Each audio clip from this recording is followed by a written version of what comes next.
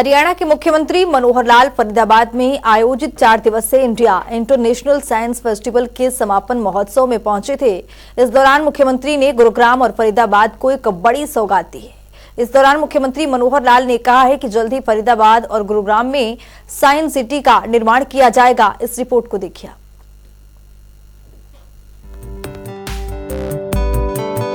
हरियाणा के मुखिया मनोहर लाल प्रदेश को विकसित बनाने के लिए हर क्षेत्र में बड़े बदलाव करते रहते हैं, चाहे वो शिक्षा हो या स्वास्थ्य हो या फिर विज्ञान।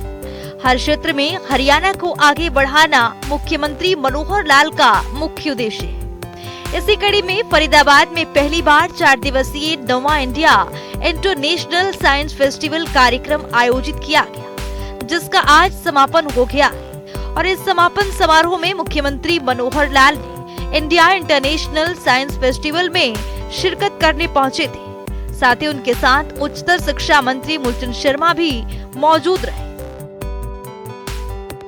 इसके साथ ही मुख्यमंत्री मनोहर लाल ने गुरुग्राम और फरीदाबाद को एक बड़ी सौगात दी है। तो आइए ग्राफिक्स पर नजर डालते हैं कि मुख्यमंत्री ने क्या कुछ घोषणाएं की। 4 दिवसीय 9वां इंडिया इंटरनेशनल साइंस फेस्टिवल का आयोजन। साइंस फेस्टिवल में मुख्यमंत्री मनोहर लाल ने शिरकत की। गुरुग्राम फरीदाबाद को मुख्यमंत्री मनोहर लाल का बड़ा तोहफा। फरीदाबाद गुरुग्राम में जल्द बनकर तैयार होगा साइंस सिटी। 50 एकड़ की भूमि में साइंस सिटी का किया जाएगा निर्माण। साइंस फेस्टिवल में मुख्यमंत्री मनोहर लाल ने नागरिकों को संबोधित करते हुए बताया कि कोरोना के समय में जहां त्राही त्राही मच रही थी, तो वहीं प्रधानमंत्री नरेंद्र मोदी के नेतृत्व में हमारे वैज्ञानिकों ने 2 वैक्सीनों का निर्माण किया। मुख्यमंत्री ने कहा कि जिससे न केवल भारत के लोगों को राहत मिली है, बल्कि पूरे विश्व में इस वैक्सीन को भेजने का काम किया गया है। इस वैक्सीन से लोगों की जान बचाने में काफी मदद मिली है। इसके लिए वे प्रधानमंत्री नरेंद्र मोदी का धन्यवाद करते हैं। वहीं दूसरी ओर मुख्यमंत्री मनोहर लाल ने फरीदाबाद के विज्ञान मेले में पहुंचे पूरे देश भर के करीब 5000 छात्रों का धन्यवाद भी किया। अपने देश में वैज्ञानिकों का डंका तब बजा जब कोविड के समय कोविड-19 में अमेरिका जैसे देश ने ये घोषणा कर दी कि कोविड का सबसे ज्यादा प्रभावित जो देश होगा वो भारतवर्ष होगा। क्यों? भारत की आबादी बहुत ज्यादा है, भारत एक गरीब देश है, इतने लोगों को बचाएगा कैसे? और देश के प्रधानमंत्री जी के मैं दाद देता हूं, जिन्होंने इन वैज्ञानिकों के माध्यम से देश में एक नहीं 2 वैक्सीन इजाद की और न केवल अपने देश के लोगों को बचाया, बल्कि दुनिया के देशों को लोगों को भी बचाया। मुख्यमंत्री मनोहर लाल ने बताया है कि विज्ञान आज से नहीं है, बल्कि आदिकाल से है। विज्ञान किसी प्रदेश या देश का नहीं होता, लेकिन पूरे विश्व के लिए होता है।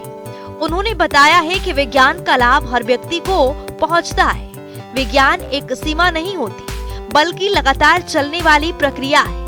युवाओं की जिज्ञासाओं को साकार करने के लिए विज्ञान का सहारा युवा लेते हैं और उसमें कामयाब भी होते हैं, जिससे सभी का भला होता है। साथ ही देश विज्ञान के आधार पर आगे बढ़े एक टारगेट रखा गया है और देश के 100वें साल में देश विकसित देशों में स्थापित होगा, जिसका प्रयास लगातार जारी है।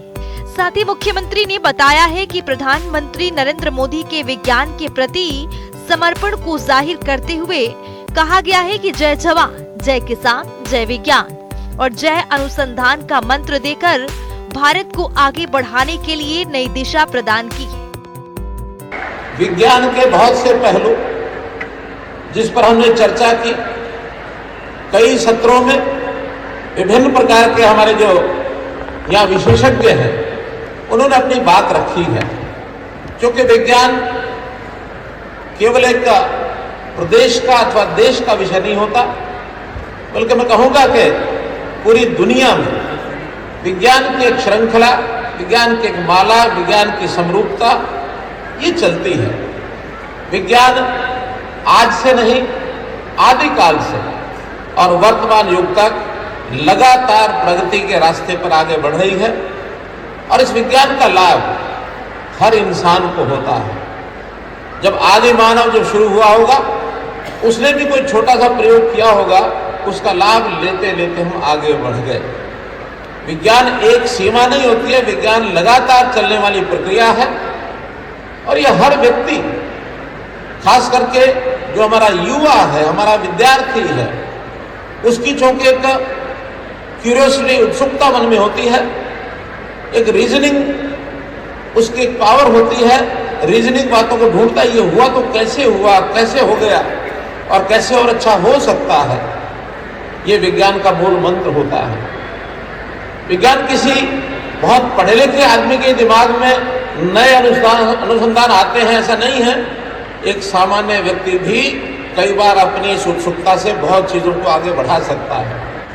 देश को विज्ञान की ओर आगे बढ़ाने के लिए, लोगों को उत्साहित करने के लिए, जहां देश ने, लाल बहादुर शास्त्री जी ने एक नारा दिया था, जय जवान जय किसान, और उसको आगे बढ़ाते हुए हमारे वर्तमान प्रधानमंत्री जी ने नारा दे दिया, जय जवान जय किसान, जय विज्ञान जय अनुसंधान।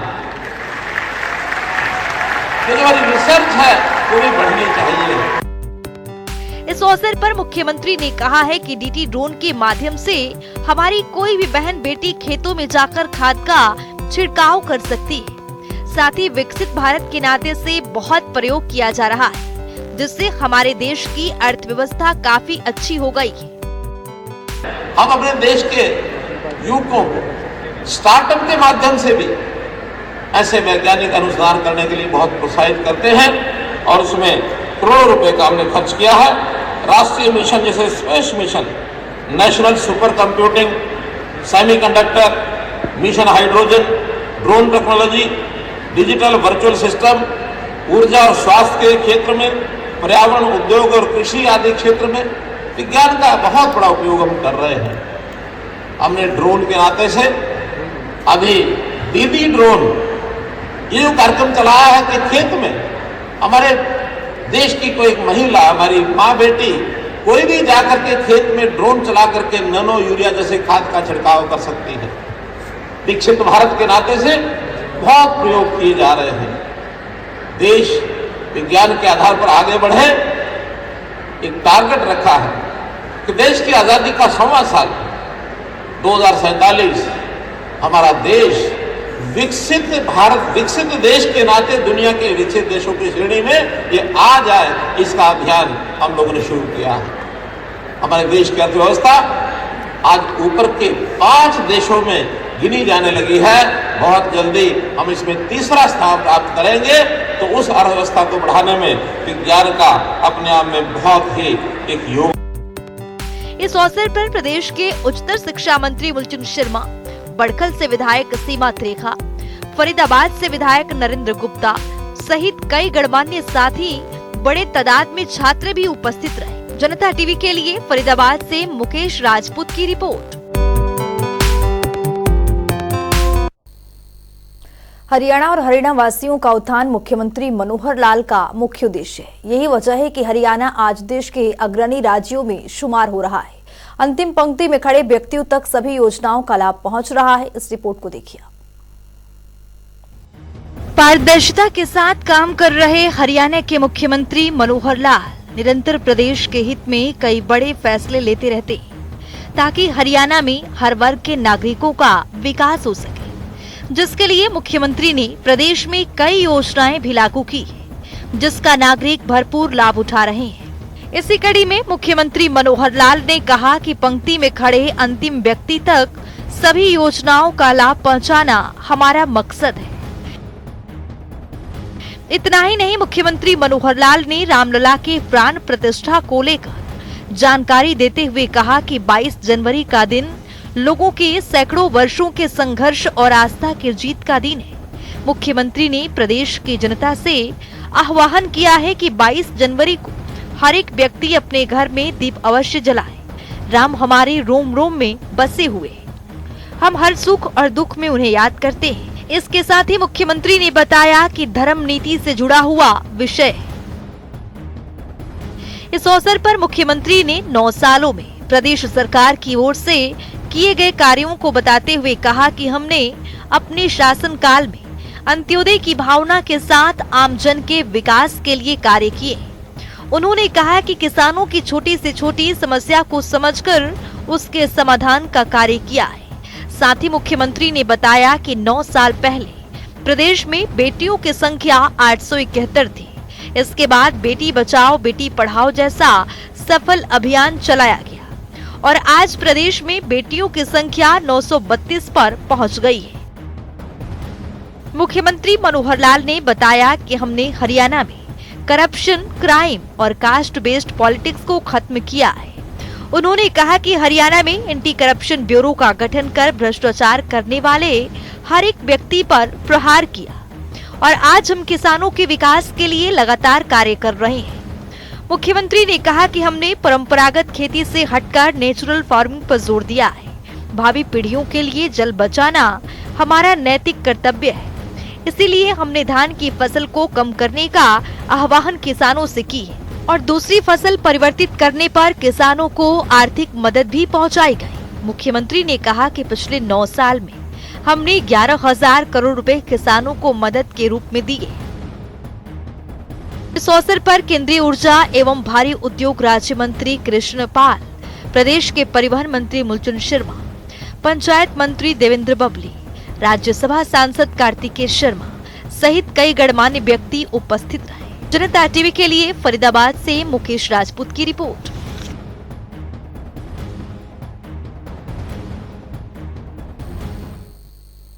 मुख्यमंत्री मनोहर लाल के नेतृत्व में हरियाणा विकास के पथ पर आगे बढ़ रहा है। विकास की दिशा में तेजी से कदम बढ़ा रहे मुख्यमंत्री मनोहर लाल के मार्गदर्शन में हरियाणा प्रदेश में स्वास्थ्य लाभ के लिए कई योजनाएं चलाई जा रही हैं, जिनका लाभ हरियाणा के पात्र नागरिकों को हो रहा है।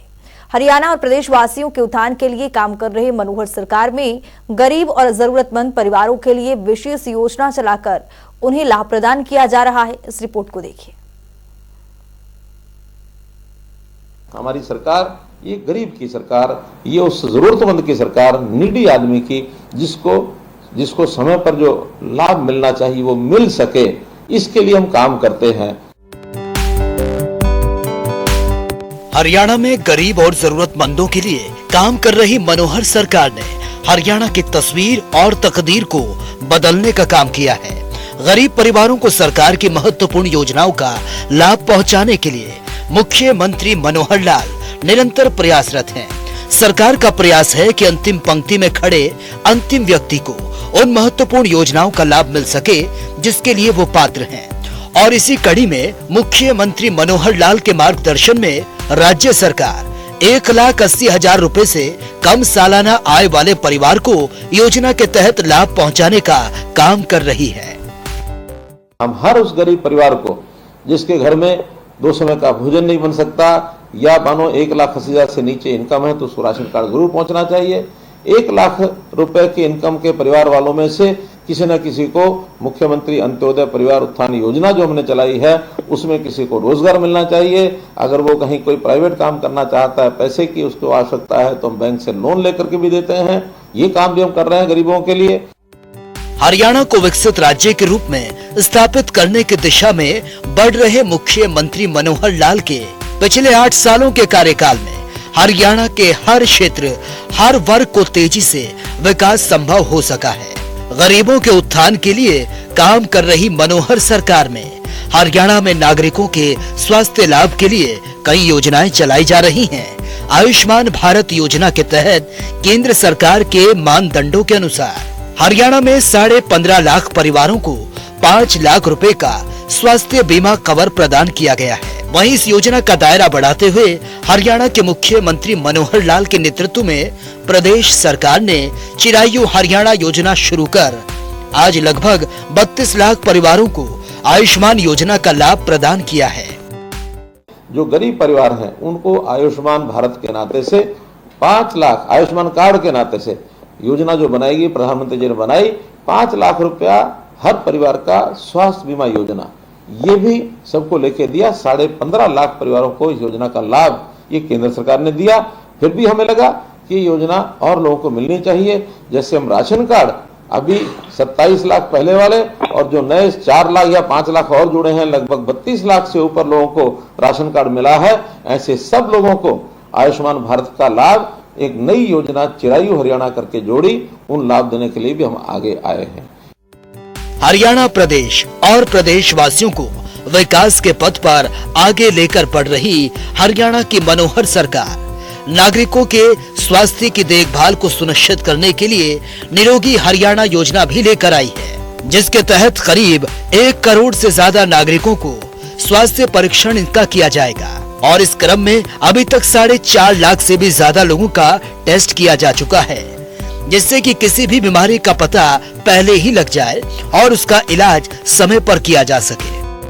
ऐसे जो लोग हैं जो बीमार हुए नहीं हुए हों लेकिन कभी भी उनको कोई अस्वस्थता का कारण बन सकता है, तो ऐसे लोगों का क्यों नहीं एक बार यानी शारीरिक स्वास्थ्य परीक्षण ये होना चाहिए।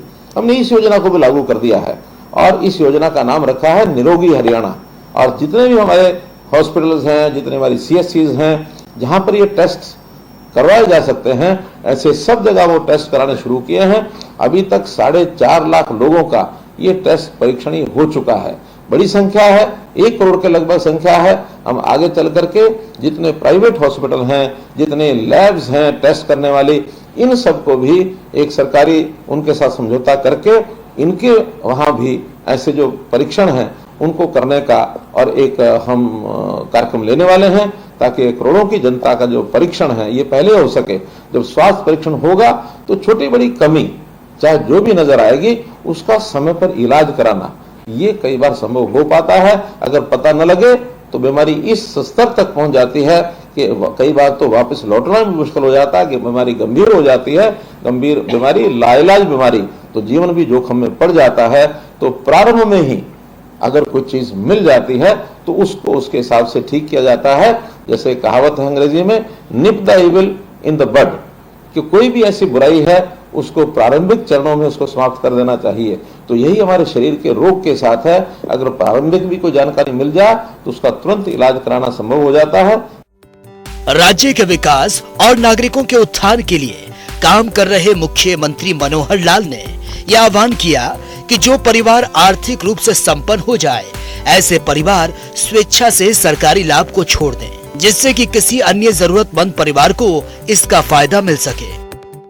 जब 1966 में 65 में जब देश में लाल बहादुर शास्त्री प्रधानमंत्री थे, हमको पता है उस समय अन्न का संकट हुआ था। अपने देश में अन्न कम हो गया था खाने वाले लोगों की जितनी मात्रा थी उसकी तुलना में। उस समय देश के प्रधानमंत्री लाल बहादुर शास्त्री थे। उन्होंने कहा कि हम हरित क्रांति के माध्यम से अन्न जब पैदा करेंगे तब पैदा करेंगे, लेकिन तात्कालिक आवश्यकता ये है क्या समाज के लोग सप्ताह में 7 दिन में अगर वो 21 बार भोजन करते हैं, कोई 3 बार करता है या 14 बार भोजन करते हैं, 2-2 बार करते हैं, तो क्या एक समय का भोजन छोड़ सकते हैं? मुझे आज भी बहुत बुजुर्ग ऐसे मिलते हैं जो सोमवार रात्रि का भोजन वो लाल बहादुर शास्त्री जी की अपील पर जो छोड़ा था, आज भी उन्होंने जीवन में अपनाया हुआ है।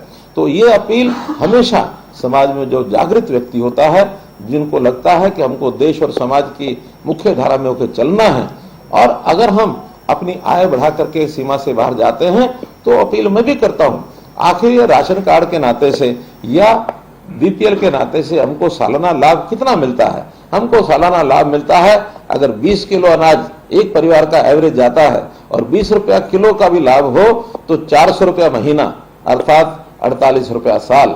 अब और कुछ छोटे मोटे लाभ मिला करके 6,000 रुपया साल, तो 6,000 रुपये साल का ही हमको लाभ मिलता है। हमारी कमाई अगर 6,000 रुपया बढ़ जाए, 1,80,000 की बजाय 1,86,000 हो जाए, तो हम क्यों नहीं इस 6,000 का जो भुगतान अपने पास से करके इस लाभ को छोड़ सकते हैं, ताकि हमारा छोड़ा हुआ ये जो सरकारी जो भी लाभ मिलता है ये लाभ किसी गरीब आदमी को मिले। जिस गरीब आदमी को नहीं मिल रहा है उसको ज्यादा मिलेगा तो वो हमको दुआएं देगा, हमारे ऊपर आशीर्वाद हमारे ऊपर देगा। हरियाणा की मनोहर सरकार गरीब और जरूरतमंदों की सरकार है। इसके लिए मुख्यमंत्री मनोहर लाल उनके कल्याण के लिए निरंतर काम कर रहे हैं और इस दिशा में प्रदेश सरकार कल्याणकारी योजनाओं का लाभ हर पात्र व्यक्ति तक पहुंचा रही है। ये सुनिश्चित कर रही है मुख्यमंत्री मनोहर लाल की आर्थिक सोच और नीतियों से जहां नागरिकों को सरकार की महत्वपूर्ण योजनाओं का लाभ मिल रहा है, वहीं हरियाणा का मनोहर विकास हो रहा है। ब्यूरो रिपोर्ट, जनता टीवी।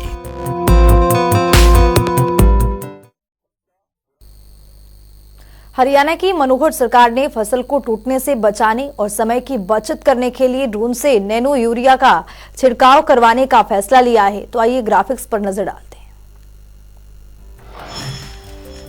तो मुख्यमंत्री की ओर से इस पहल की शुरुआत की गई है। फसल टूटने से बचेगी और समय की बचत भी होगी, किसानों को फायदा भी पहुंचेगा इससे। तो आपको बता दें कि किसान भाइयों को 100 रुपए प्रति एकड़ इसका भुगतान करना होगा। ड्रोन से नैनो यूरिया का छिड़काव किया जाएगा। ये पोर्टल दिया गया है, इस पोर्टल पर आवेदन कर सकते हैं किसान जिसको छिड़काव करना है, जिसको ड्रोन से नैनो यूरिया का छिड़काव करना है। दिन में आसानी से 20 से 25 एकड़ में छिड़काव हो सकता है और सिर्फ 100 रुपए इसका भुगतान करना पड़ेगा। तो चलिए, वक्त आ गया है आज के सवाल के विजेता का नाम जानने का।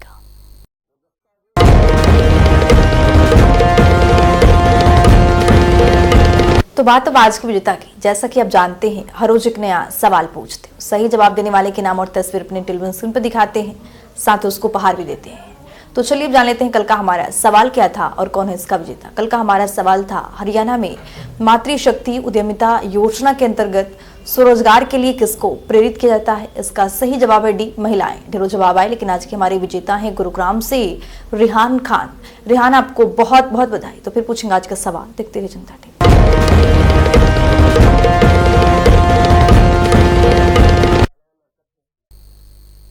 तो वक्त आ गया है आज की मुलाकात का। आज की मुलाकात में हम हर दिन नए शख्सियत से आपको रूबरू कराते हैं, उनकी कार्यप्रणाली पर बारीकी से नजर डालते हैं, जानते हुए तमाम योजनाएं जो बनी हरियाणा की जनता के लिए।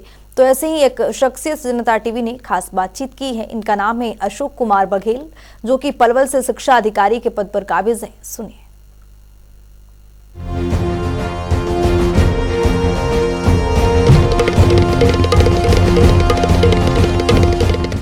हम 9th और 10th के बच्चों को बुनियाद का जो हमारा हरियाणा सरकार का प्रोग्राम है, उसके लिए हमने यहाँ पर 8वीं क्लास के जो बच्चे 9th में अब आएंगे उनको यहाँ पर बुला रखा है। जैसा कि आपने देखा, लगभग 600-700 के करीब बच्चे आए हुए हैं, उनके पेरेंट्स आए, अभिभावक आए हुए हैं।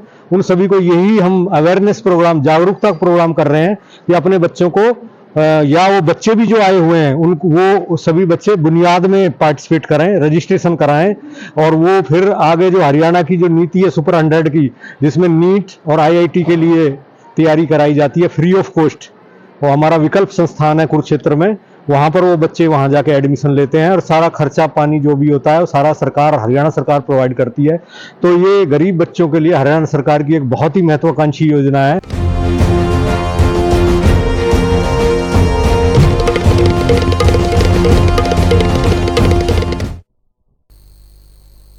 तो वक्त हो गया है आज के सवाल का। तो चलिए अब जान लेते हैं आज के सवाल में क्या कुछ है।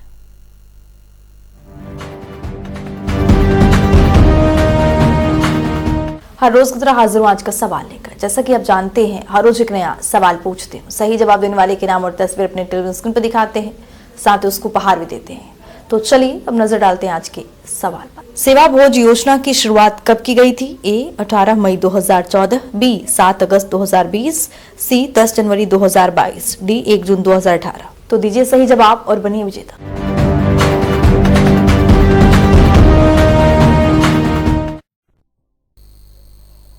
तो हमारे खास कार्यक्रम जनता सरकार में आज के लिए इतना ही। नमस्कार।